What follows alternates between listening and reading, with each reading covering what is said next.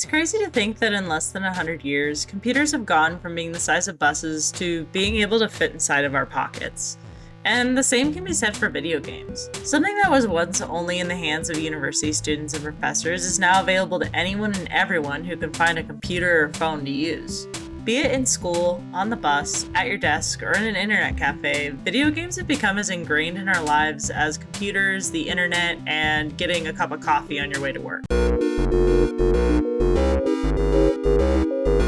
Hi, I'm Kyla, and I have a BA in game design, and if that didn't tell you how much I actually love and enjoy games, my YouTube channel definitely will. I really do find games as a medium to be incredibly fascinating, and when I'm not playing them or coming up with new game ideas, I just kind of sit and think about how far we've come as an industry and how far we've technologically advanced as just a society in general. I decided to create a kind of crash course video series on the history of digital games, but my sappy little backstory is not why you clicked on this video.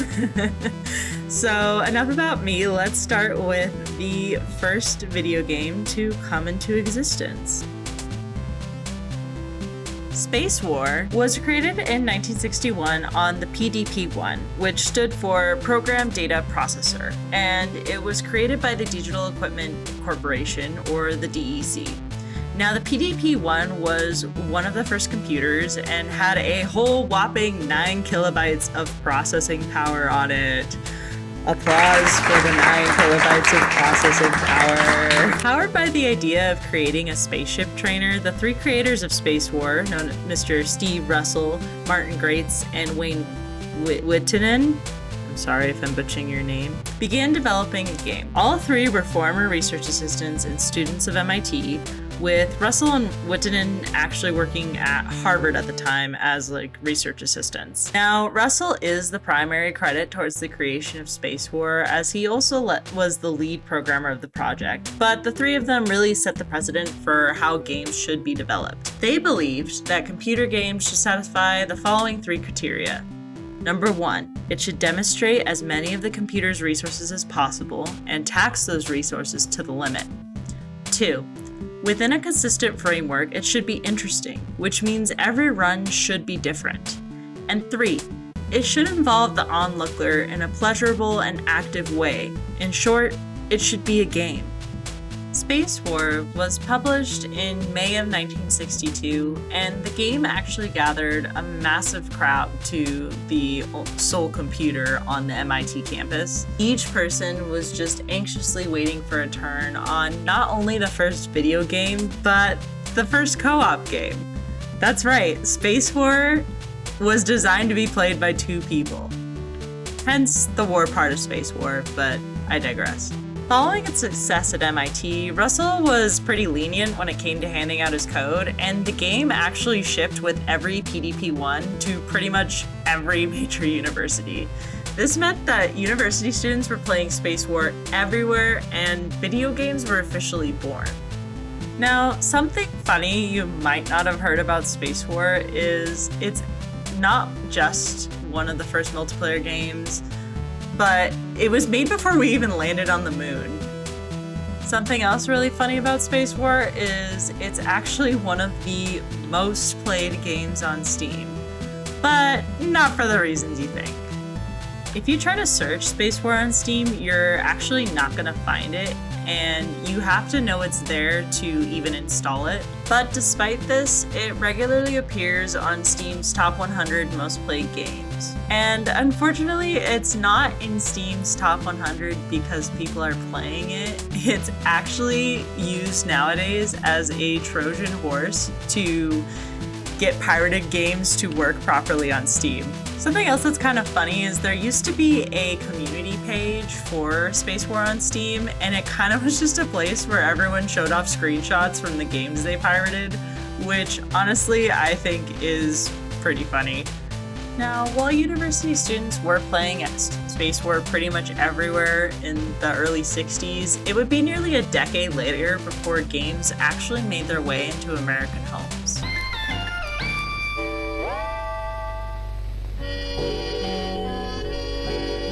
What does your family do on those stay-indoors rainy afternoons? or on those cold, blustery winter days.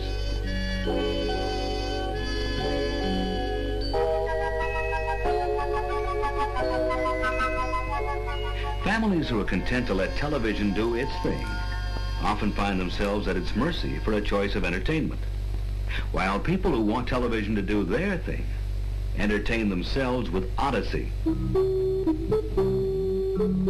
the electronic game of the future, and the family's best foul-weather friend. Alongside computers, the first home game console arrived called the Magnavox Odyssey. This console didn't use the ROM cartridges that would be really common and well-loved in future consoles, but instead featured what they called quote-unquote game cards. And these game cards were actually printed circuit boards to allow for different games to be played.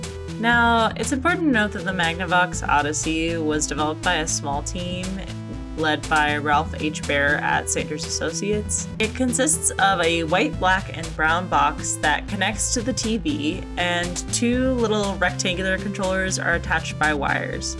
Now, these controllers look a little weird. I kind of think that they look like breathalyzers, but maybe that's just me, I don't know. And the Odyssey cost about $99.95 USD, which is equivalent to about $650 in 2021 currency.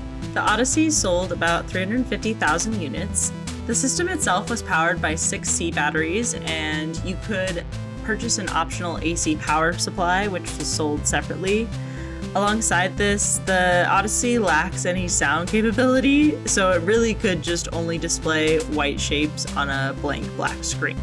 Personally, one of my favorite things about the Odyssey is it had these like stupid little plastic TV screen overlays, because the actual console couldn't graphically handle anything more than 2 player controllable dots, a computer controlled dot, and a like single divider line that could be adjusted.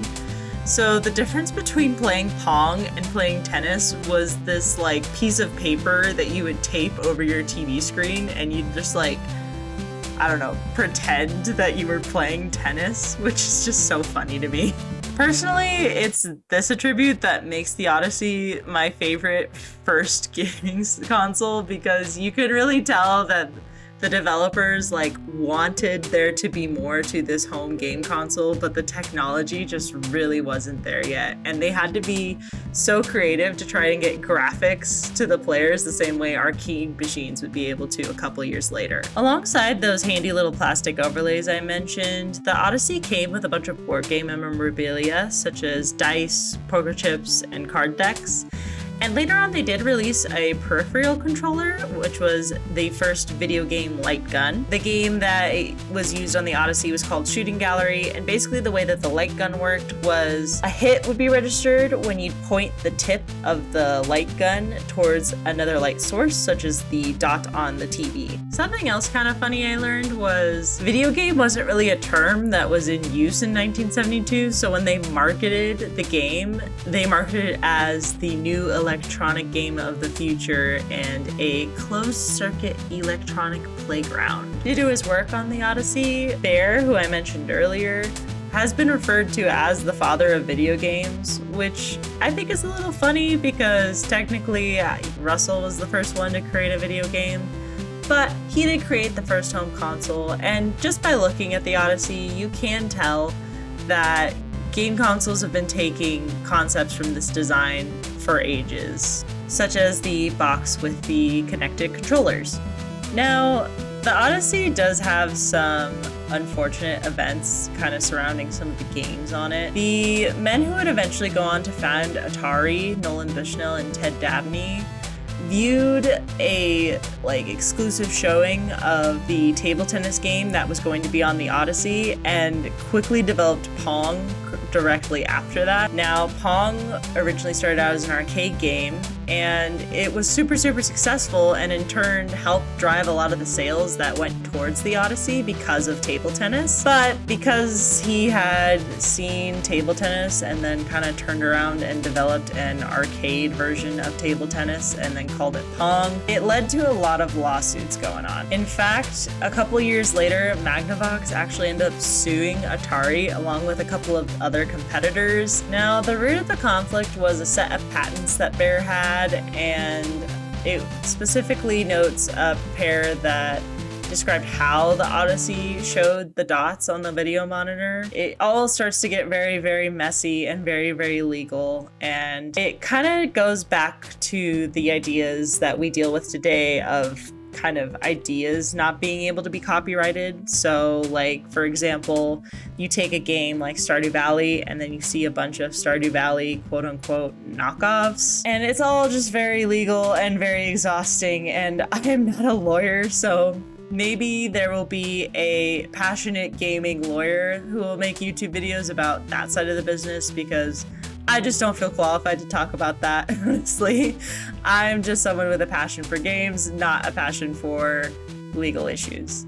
Now, while this would be like a great starting point to start talking about really famous first consoles like the Atari and how arcade games really kind of kickstarted the gaming community, I've decided to want to try and break these videos up into a little bit more digestible segments. I feel that with smaller episodes and perhaps maybe even more frequent episodes than once a week, I will be able to go more in depth on specific topics such as the first actual game crash, the first moral panic around games, and kind of how games became a quote unquote boys hobby, and talk about the issues around that. So if you don't want to miss those videos in the future, please consider giving me a like and a subscribe. I really also want to hear your ideas around the things I'm talking about, so if you want to leave me any comments, I will love to start some discussions with you guys. As always, it's been really nice talking to you guys, and I'm Purple Sark, and I'm signing off.